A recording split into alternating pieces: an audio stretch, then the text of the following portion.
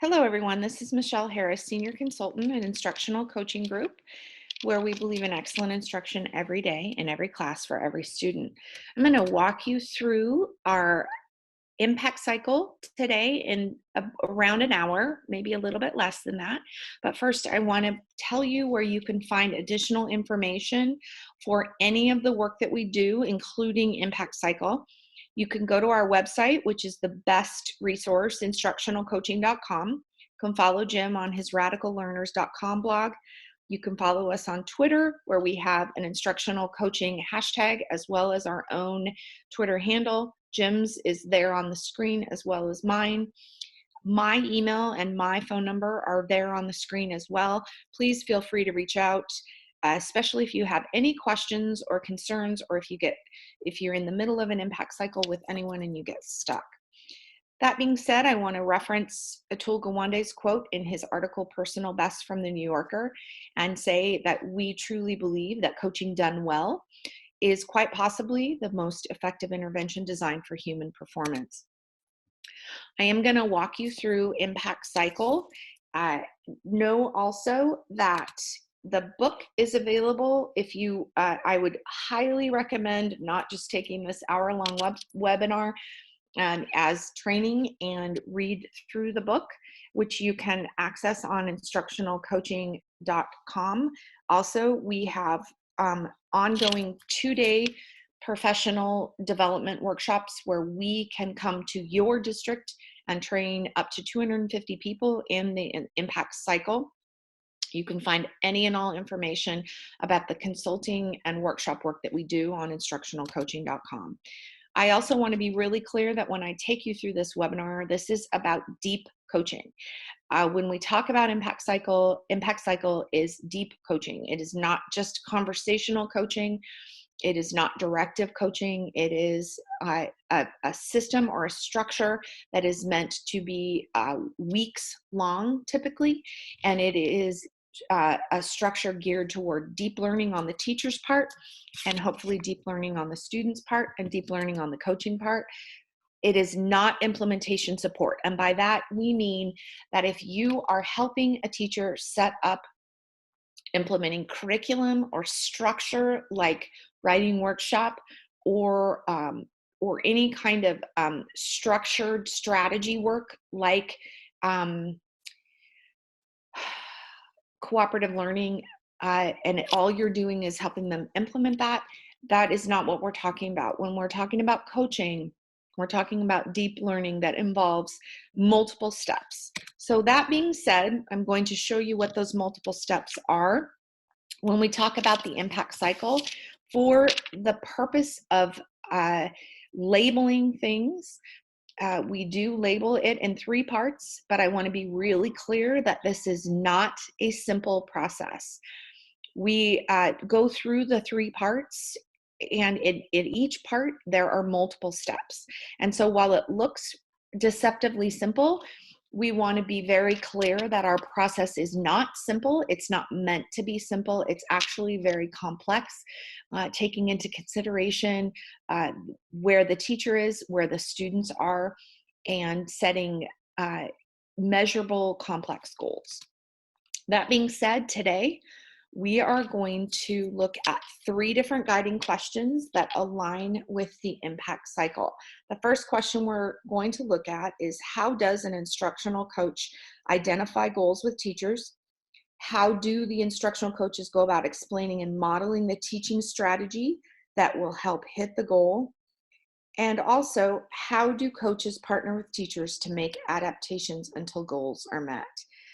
So I'm going to walk you through each one of these guiding questions with slides and with some background for each one of these things. I want to show you first the overview of the identify process. We start with current reality. We move from current reality to a goal, and we work backwards from that student-focused goal to pick a strategy or category of strategies like formative assessment to hit the goal. That being said, you have to start here. When we talk about current reality, it's very, very important that instructional coaches get current reality for help the teacher get current reality for themselves. Oftentimes, when we go into a coaching conversation, when we ask, how did it go? We don't get a clear picture of current reality. And to confront current reality is a really courageous as well as a vulnerable place to be for teachers. Uh, and so we borrow a lot of the research around this from the book called Confronting Reality from Boston and Sharan, and we fully recognize that confronting reality is a way to recognize not how we think the world is, but how it actually is, not as we wish it to be. And so that takes a lot of courage on the teacher's part, because once we confront reality, we have to do something about it. The best way to confront reality is through the use of video recording. This used to be a lot harder than it is, but now with everyone having a smartphone or access to a smart device, it is much simpler. So we fully recommend that the teacher either use their own device if that's allowed in your district or system, or that device that they have access to. We also want to recognize the complexity of a classroom, fully recognizing that because classrooms are so complex, it's very, very difficult to know exactly what's happening all the time. We want to say that there is no recipe for teaching. We can plan and know that in the middle of a lesson, anything could happen. So we want to honor the complexity of the classroom and honor the complexity of teachers' work by saying that we can't see everything. Therefore, using some sort of recording device is really, really helpful. When people say, well, it's not rocket science, we truly believe that teaching is more complex than rocket science.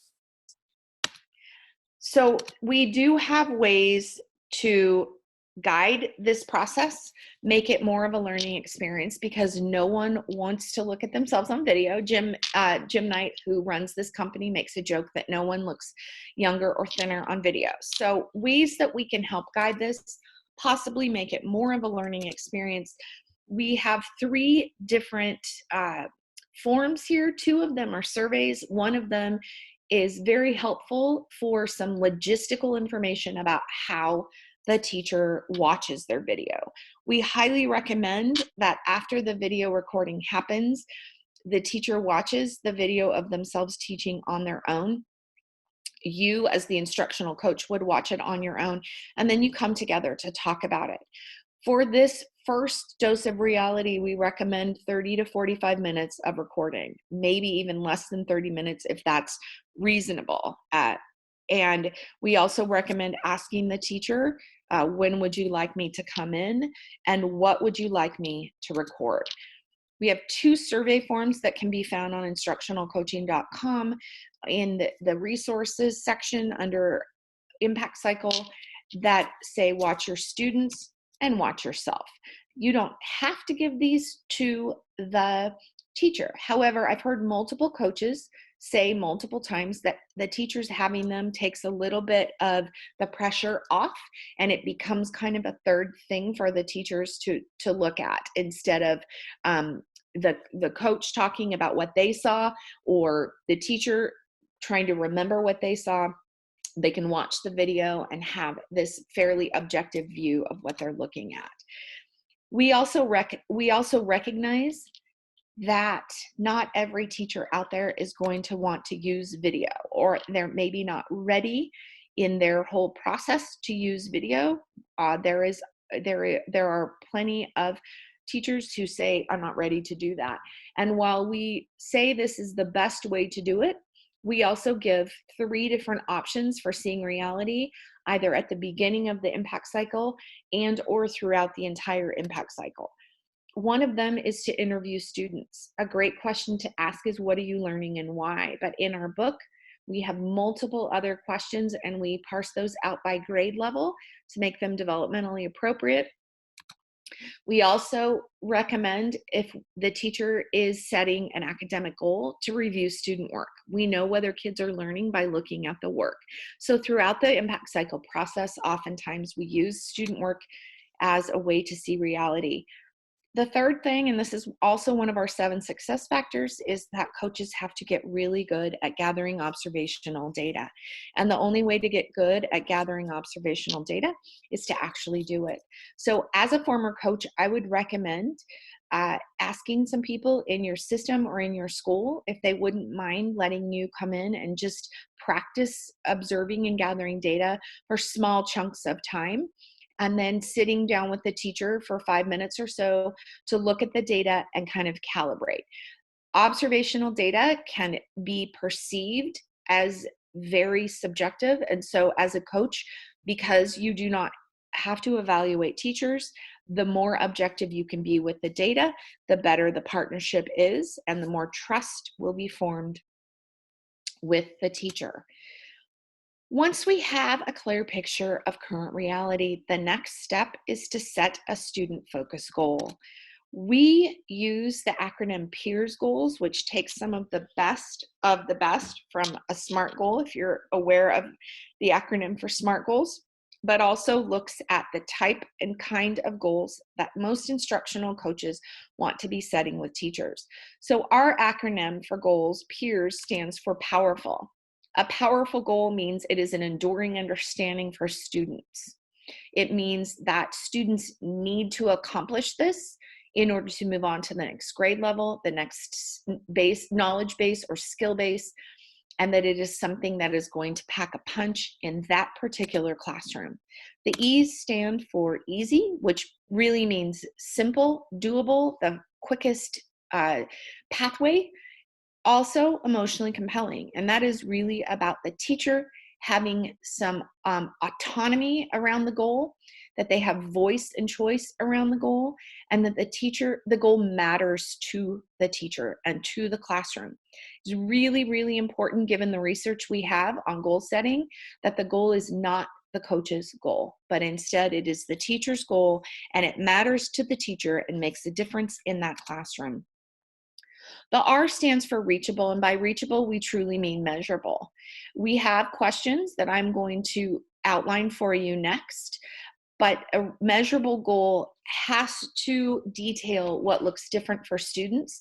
It also aids in the data collection for the coach. The coach is tasked with collecting data when we look at, are we meeting the goal? And so this portion of the questions is really important, that you get as granular, specific, and concrete as possible. The S stands for student focused. In our method of coaching, we are not setting teacher focused goals. We are setting student focused goals. And that is really, really important. Again, going back to the research around motivation, very few teachers are not motivated by seeing improvement in their students' behavior, engagement, and academic achievement. Therefore, we believe that a student focused goal is far more intrinsically motivating for most teachers than someone coming in and asking them or telling them to implement a teaching strategy. Some examples of some decent measurable goals would be like this one, that 100% of students are on task 90% of the time during the independent reading time of our reading block. We know that during the independent reading time of any reading block, teachers are typically calling small groups to a table to reteach skills or knowledge. So what the students are doing during that time is extremely important. We also know that lots and lots of time is wasted by off-task behavior.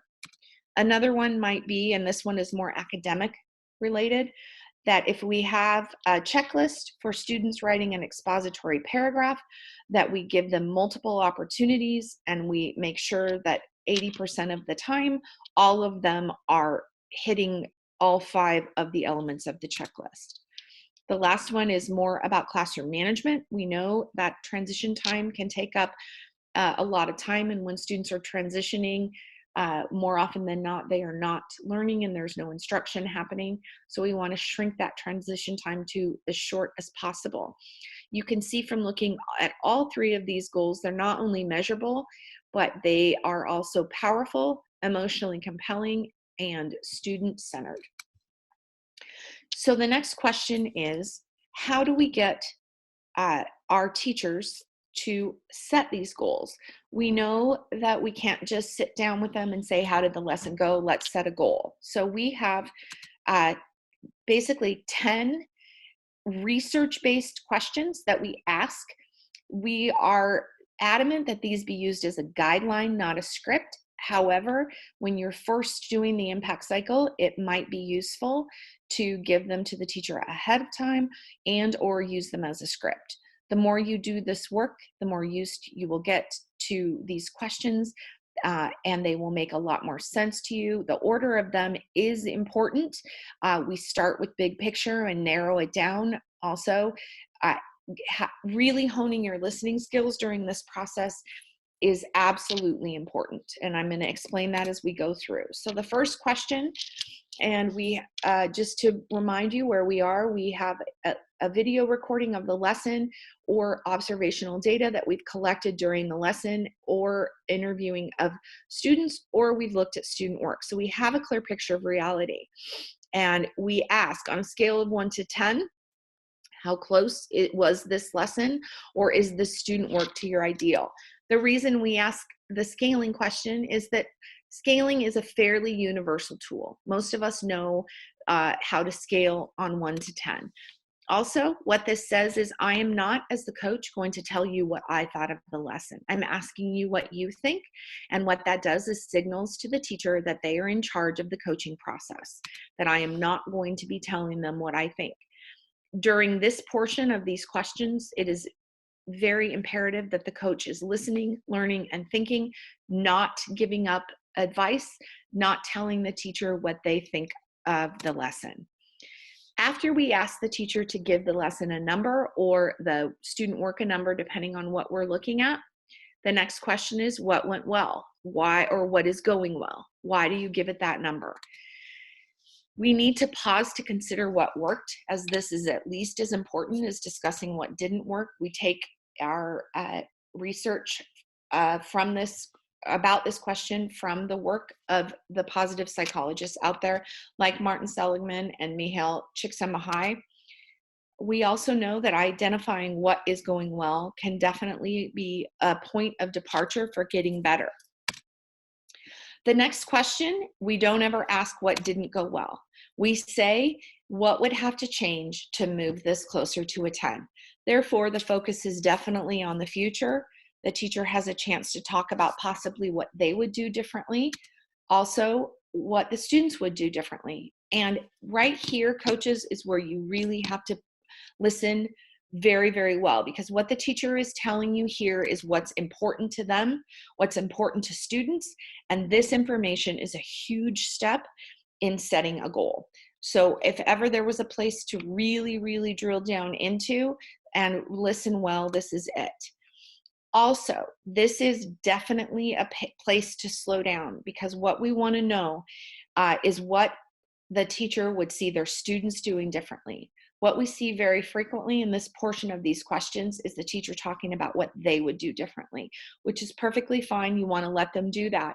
Then you want to kind of flip that switch and say, what would you see your students doing differently? Please describe what that would look like. Right here in this portion of these questions, you want as much clarity and concrete, descriptive language as you can possibly get. This is going to help you greatly set a goal. It's also going to help you greatly to pull some of the behaviors out for collecting data. The next question is all about data collection. How do we measure that? We have to know if this work is measurable. More than 50% of teachers who are being coached set engagement goals. Engagement is very, very difficult to measure. So we want to pull out some of the behaviors that we would see in the students in order to know what to measure. This also helps you as the coach know what kind of data you'll be collecting. If the teacher just says, I want 100% of my students engaged, that's a great goal. But what does engagement look like and sound like for this learning task? This is when you pause and you take the time to go back to your notes, or go back in your mind, if you don't take notes, to paraphrase everything you've heard. I usually hear when I'm doing this portion of the questions, stop, paraphrase, and start to articulate the semblance of a goal. For instance, I might say something like, you mentioned you want 100% of your students engaged during this learning activity. Does that sound like what you want? And then I pause to listen to what they say. And then I say, you mentioned engagement looks like they would be sharing with each other a response to the question. So you're saying you want 100% of your kids responding to the question, the open-ended question that you throw out through a sharing protocol. Does that sound accurate? Once I have all that information out, the coach and I, or the teacher and I, can sit and write a goal down on paper at this point. We've come all the way down to question number 7. That's really important. I want to get as much information as the teacher from the teacher as possible. I want to be patient, and I want the teacher to know that when I paraphrase, all I'm doing is saying back what they've said to me, but I'm putting it into goal-like language. They need to know that I am not adding any of my own opinions to here, and that I am just paraphrasing back to them what they've said. I then need to hit the emotionally compelling and powerful aspects of the peers goal.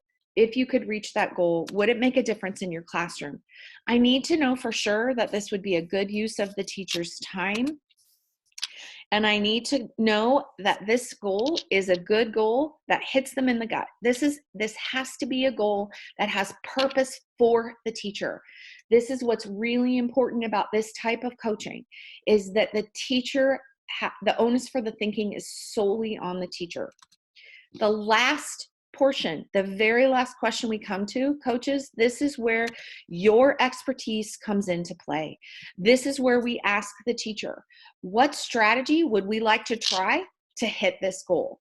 It might be that the teacher has mentioned a couple strategies. If that's the case, bring them back up, ask them if these are strategies that they believe will hit the goal. We also know that billions of dollars are spent on research around teaching strategies. Use one that we know is proven, and I'll address that again later in the webinar. Also understand that most strategies are provisional. That means that we can tweak them and change them according to the students that sit in front of the teacher all day, every day.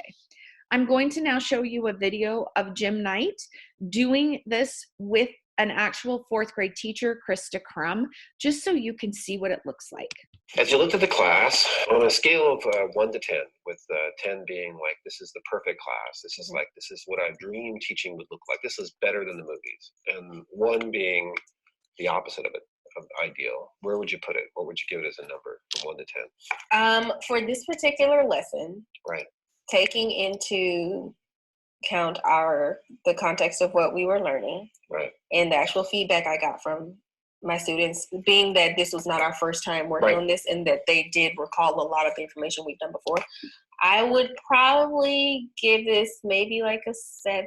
Mm-hmm. It was really good they understood. I really feel like they understood what we were doing, but I definitely had my outliers, who I was clearly able to see on the video.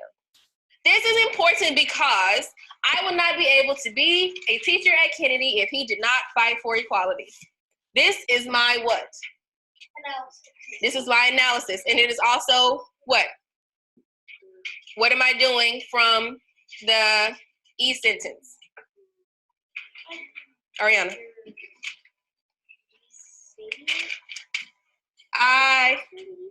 It's always after the E sentence. Did this come after? The E sentence. Did this sentence come after? Were there any sentences in between? So you got a 7. So tell me why you didn't give it a 1. Like, there's lots of things that were going well. What did you think went well? Well, I do think we were able to get across the point of writing a peak paragraph. Right. My students did understand what each letter in the peak word meant. Right. So they were able to verbally tell me what it meant. What does this sentence always start with? This is important because. And what else? What else happens in my A sentence, my analysis sentence? What else is going on? Jonah? You tell why it's important. Okay, you tell why it's important. Did I say why this quote was important? Why this fact was important? Yeah. Yes, I did. Okay, now we're going to talk about the conclusion sentence. So flip back over to the notes. We did have some problems where I had a few who weren't able to put that in writing, right, to come up with their own. So I did have to do a little coaching to get them right, either to use the one I modeled with or just give them that extra push for them right, to write their own sentences. Right. So what would make it closer to a 10? What would have to change to make it more like perfect? I think definitely my outliers that I've noticed, because there was more than one right, in the relatively small group, if they were with us the entire time. So I don't know if it's the engagement level or maybe it's they just weren't really with the content. mm-hmm. To have those on task with us and sharing with us. Also, I had the same thing across content areas where I have the same people that volunteer right, for answering questions or have an idea. So I do a lot of cold calling. I also have the call sticks, but I didn't use those during right, the lesson. Right. Beep, beep, beep, beep. We do not give a new E. What does that mean? What's the E stand for? Evidence. Don't give any new evidence in our conclusions. We don't give new evidence. How confident are you can assess where the kids are? Like, do you feel like you know how well they're getting it? In other words, there's engagement. Mm-hmm. Are the kids engaged? Mm-hmm. But then there's another question: is are the kids learning it? Right. So they could be doing what they're supposed to be doing and still not learning it. Right. So right. How do you feel about that? How confident are you? You know how well they're learning. I can gauge how well they know the content. But with that being said, I also saw my students who couldn't do it on their own. Okay. I could tell the difference between those who could fully take this paragraph and run with it on their own versus the ones who still needed to be coached for each and every part. And then I also had some who were just writing what I wrote because they were not there. So I had like 3 levels of learning happening. Okay, where should the conclusion sentence be? Where should it be? Should it be the first sentence? It should always be the what? The last sentence. Okay, we have not written a conclusion sentence for our last prompt from yesterday. So we're going to write a conclusion sentence for our prompt from yesterday. So you all have your own prompt. So all the kids are kind of in different places. Mm-hmm. Where do you want them to get to? At the end of this, if these kids are doing what I want them to do in terms of learning, what should they be able to do differently? At the end of this, for this particular lesson, I want to be able to give them a prompt. Right. And step back. Right. And they're able to use their notes and complete a 4-sentence paragraph without any coaching or any reminders. So and that would mean they would create a peak paragraph. Right. Which is there's a point. The point. And then what's the evidence. Right. The analysis. Right. And the conclusion. Okay. And so they should be able to do that. You say, here's something to read. Mm-hmm. Write the paragraph. Mm-hmm. Okay. Here's something to read. Here is the prompt. Right. Now the go prompt back. being like an article or something. The prompt is the question that you're going to answer from that article. Right. And then pull your evidence, and you should be able to write a paragraph. Right. You want the kids to write a peak paragraph on their own. Mm-hmm. What would you say?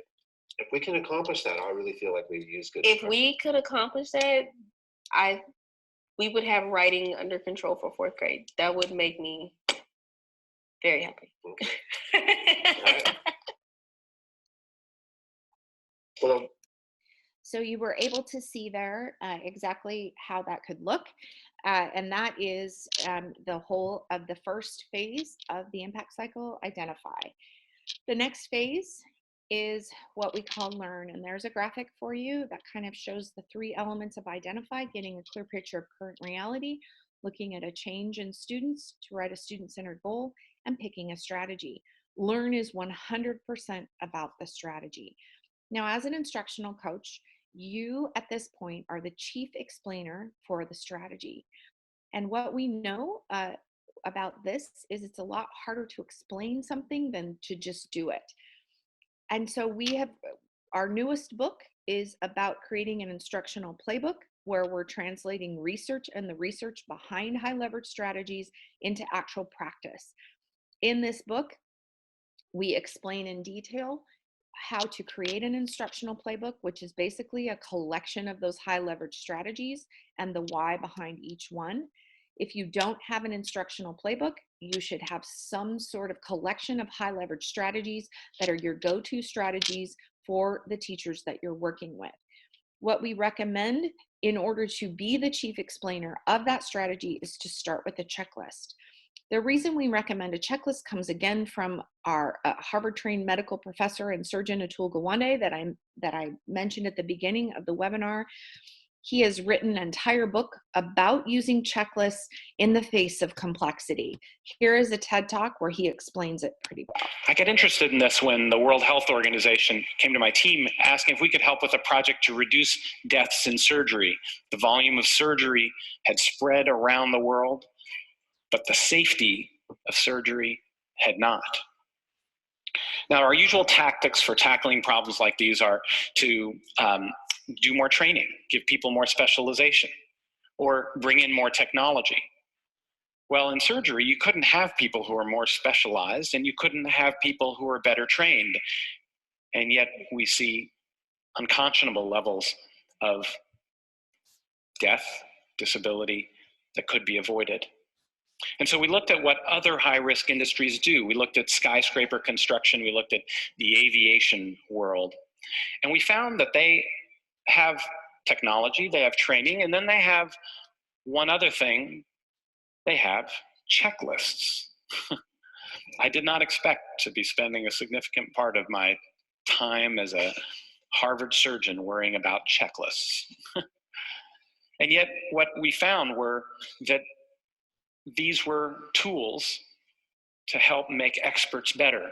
We got the lead safety engineer for Boeing to help us. Could we design a checklist for surgery, not for the lowest people on the totem pole, but for the folks who were all the way around the chain, the entire team, including the surgeons. And what they taught us was that designing a checklist to help people handle complexity actually involves more difficulty than I had understood. You have to think about things like pause points. You need to identify the moments in a process when you can actually catch a problem before it's a danger and do something about it. You have to identify that this is a before takeoff checklist. And then you need to focus on the killer items. An aviation checklist like this one for a single engine plane isn't a recipe for how to fly a plane. It's a reminder of the key things that get forgotten or missed if they're not checked. We did this. We created a 19-item, 2-minute checklist for surgical teams. We had the pause points immediately before anesthesia is given, immediately before the knife hits the skin, immediately before the patient leaves the room. And we had a mix of dumb stuff on there, making sure an antibiotic is given in the right time frame because that cuts the infection rate by half. And then interesting stuff because you can't make a recipe for something as complicated as surgery. Instead, you can make a recipe for how to have a team that's prepared for the unexpected. And we had items like making sure everyone in the room had introduced themselves by name at the start of the day, because you have half a dozen people or more who are sometimes coming together as a team for the very first time that day that you're coming in. We implemented this checklist in 8 hospitals around the world, deliberately in places from rural Tanzania to the University of Washington in Seattle. We found that after they adopted it, the complication rates fell 35%. It fell in every hospital it went into. The death rates fell 47%. This was bigger than a drug.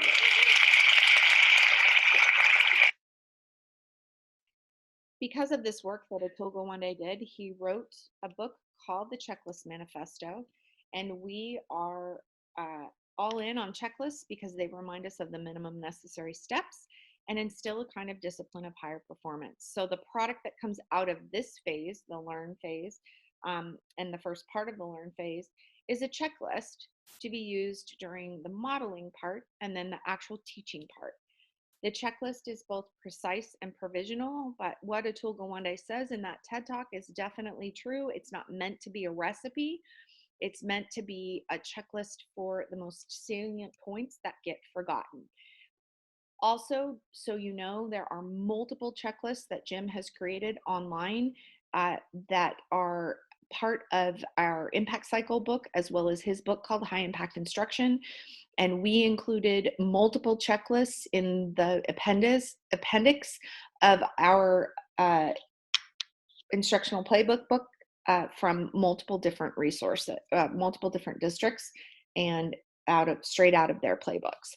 The second part of Learn is the model part. It just helps to have someone see the modeling happening. So we have multiple ways this can happen, either by the coach in the class.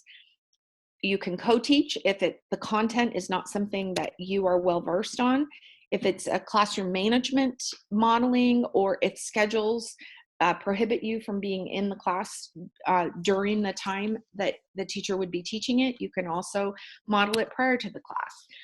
The coach can model it in a different class or cover the teacher's class so the teacher can go watch a different teacher model it. Also, there are multitudes of websites now that have high quality videos that have been highly edited, so you can see teachers teaching strategies that are well done. The Teaching Channel is one that comes to mind. That's probably one of the best resources for that. Some things to consider when you're modeling. As the coach, you want to go in ahead of time, so the kids get used to seeing you there and they know who you are. You want to decide ahead of time who will deal with any disruptions or misbehaviors, unless, of course, the strategy you're modeling is a strategy for dealing with those things. We usually err on the side of letting the teacher deal with the disruptions and misbehavior. We want to make sure that as we model, we have name tags or tents for students so we can call them by their names. This is just modeling the strategy. The point of this modeling is just so the teacher can see the strategy taught, and also so you can vet the checklist that you have created. You might realize when you go in to model the strategy that there are a couple items on the checklist that you missed, or something that that shouldn't be on there that is. You want to video record the modeling so you can look back at it, and you want to downplay your role as the coach. You want students to know you're there because you're in a learning environment, not because the teacher can't do what's expected of him or her. Those are the two elements of Learn. The last element of Learn is just basically saying to the teacher, all right, I'm going to let you practice using this before we start collecting data and looking at whether or not we are hitting the goal. It's very important during this time as a coach that you are specific about when you will check back, because here is where sometimes things get forgotten. In other words, if you say, I'll be back in a couple weeks, and then life gets in the way, it might be 3 or 4 weeks before you check back, and sometimes that the momentum is lost there. So I would plan accordingly here, keep the momentum going, and calendar the next time you will be talking to the teacher about collection of data. Depending on the goal, depending on the schedule, that could be anywhere between 1 week and 2 to 3 weeks. However, I would typically recommend you not let it go more than 2 weeks before you at least come in and ask the teacher a few questions. So we have hit the first element of the impact cycle, which is the identify phase. We have also talked about the second element, which is the learn phase. And now we're going to talk about the last phase, which is called improve. And basically the improve phase is, how do I make adaptations and adjustments with the teacher in order to see whether we've hit the goal? One thing I will tell you about this phase is, quite often in the cycle of change, this is where teachers start to lose hope. We know there's research behind this, so we include this in all of our trainings, and we encourage the coaches to understand the why behind the loss of hope here. We borrow from Kelly and Connor and their model of change cycles that start when you start in any kind of change phase, which is exactly what a coaching cycle is. You start an uninformed optimist. In other words, you're super excited about this change, but oftentimes you don't know the work that it's going to take to reach the goal. Once you get started in the work, oftentimes teachers go from optimistic to pessimistic pretty quickly. This is hard work. It's cognitively challenging. Students don't always work at the rate and level we want them to or need them to. So at this point in the the coaching cycle, oftentimes you'll find a teacher down there in phase 3, which Kelly and Connor call the valley of despair. Seth Godin calls it the implementation dip. It is really important during this portion of the cycle that coaches metaphorically link arms with teachers, move them up and out of the valley of despair into informed optimism.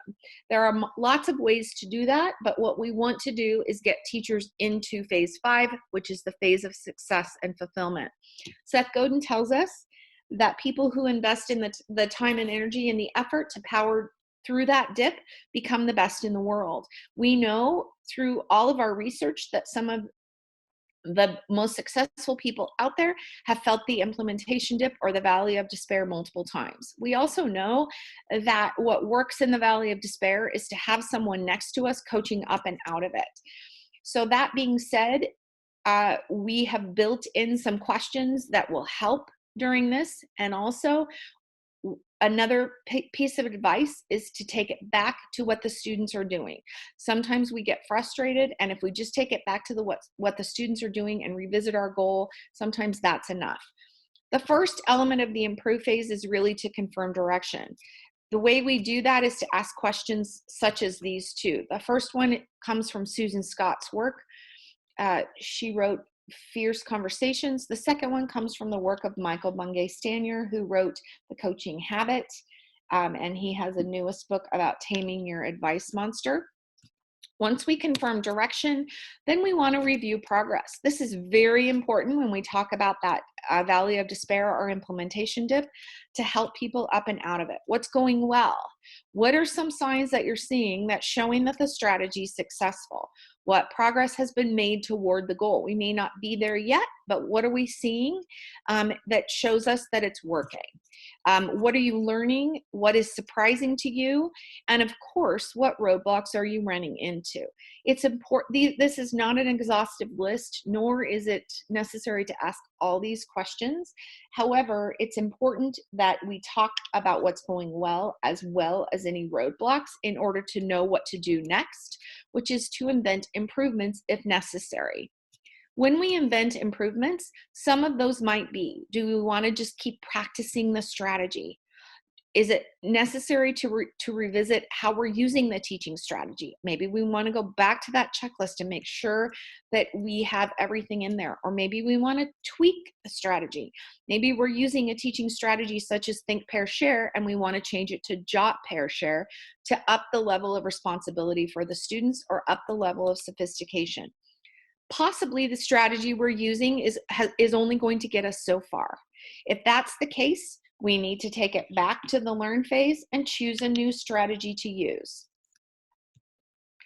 Maybe we want to look at how we are measuring progress. Maybe we're using a rubric or a checklist to measure progress, and perhaps that needs to change. Also, once in a while, we want to look at whether the goal needs to be changed or tweaked. If we spent time in the identify process the way we needed to, oftentimes this is not the case, but sometimes tweaking the goal is necessary. We also, in the improve phase, want to take some time to ask the question, are we hitting the goal? If we did hit the goal, there are some options that we can choose. And if we didn't hit the goal, that's when we invent improvements. At this point in time, you want to take some time to plan your next actions. When is our meeting going to happen? What tasks need to be done? And then make sure that as the coach during this phase of the cycle, you are the momentum keeper. The teacher may not be able to do that. And as the coach, remember where the teacher is in the implementation cycle, in the change cycle. And it is oftentimes the coach's responsibility to keep things going. On instructionalcoaching.com, and especially if you follow Jim or PD Coaching on Twitter, you can find a checklist for the impact cycle.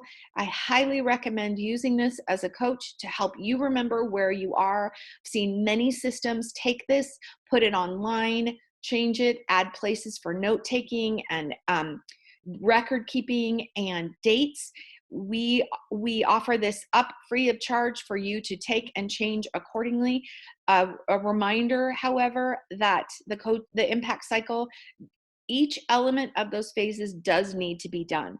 If you do not use a checklist, the chances of the teacher actually implementing the strategy are not as high as if they have a checklist. Also, the chances of that strategy not being implemented correctly are also not as high. Remember about what it looks like to teach in the face of complexity. So that is the impact cycle. We started with identify, went into learn, and went to improve. I want to remind you too about the impact cycle. This is a great quote that as we try to improve, we are often drawn to the large, dramatic, and splashy programs for change, but we truly are impacted more by the small and simple changes in our daily routines. We don't change the world through epiphanies, but by doing lots of little things that add up to sustain transformation. Simple things are not always easy to change, but by improving one thing at a time, we make progress towards great things. The impact cycle is about taking one small piece of teaching and improving it. It is not about working towards huge standard-based goals necessarily, but instead looking at small changes that the teacher can see make a huge difference in his or her classroom. We want to celebrate those small changes, celebrate the growth the teacher will be making, and spread the healthy virus of coaching throughout every single school. Thank you so much, and please feel free to reach out either via instructionalcoaching.com or the information I gave you at the beginning of the webinar to ask us any questions that you have about anything we do. I look forward to hearing from you and hearing your success stories around coaching. Thanks so much and have a great day.